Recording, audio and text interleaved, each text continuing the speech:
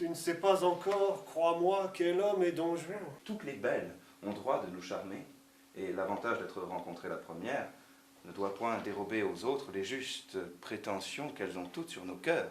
Comment? Quelle vie est-ce que je mène? Fort bonne.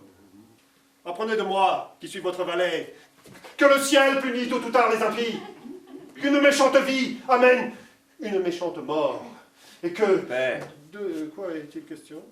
il est question de te dire qu'une beauté me tient au cœur, et qu'entraîné par ses appas, je les suivis jusqu'en cette ville. La tendresse visible de leurs mutuelles ardeurs me donna de l'émotion.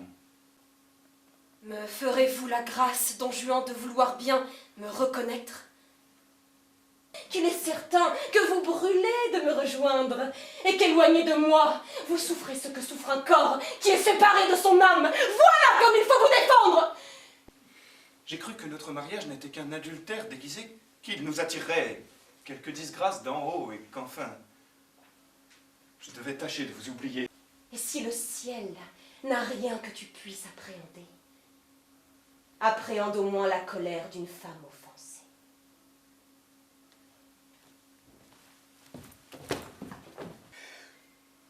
Il faut, comme dit l'autre, que je dépende mon cœur. Je t'aime. Tu le sais bien. Et je somme pour être mariés ensemble, mais... Morken, je ne suis pas satisfait de toi. Testigen, tu ne m'aimes pas. Ah!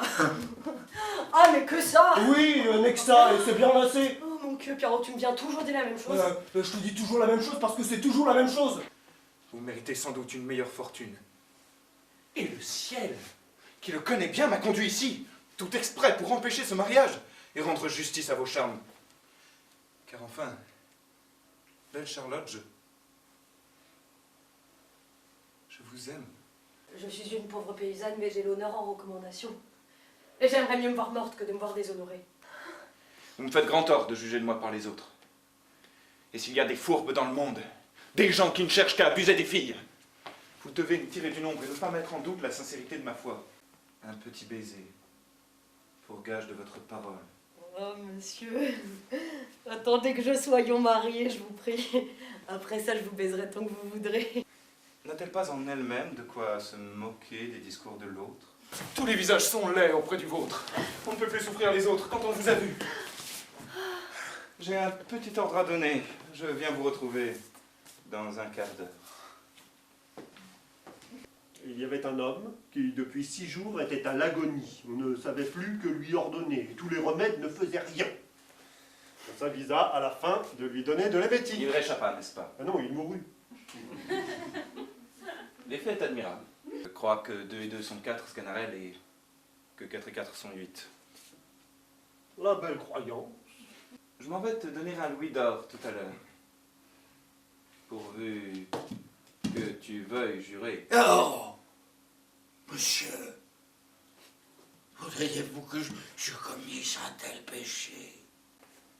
Va, jure un peu, il n'y a pas de mal. Prends.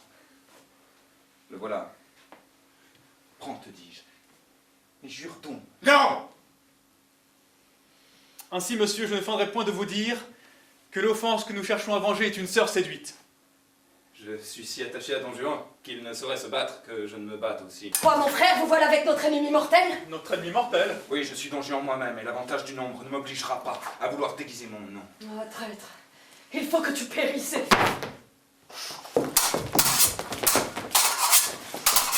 Arrêtez-vous, dis-je, mon frère! Il m'a sauvé la vie. De grâce, mon frère! Tous ces discours sont superflus. Il faut qu'il meure.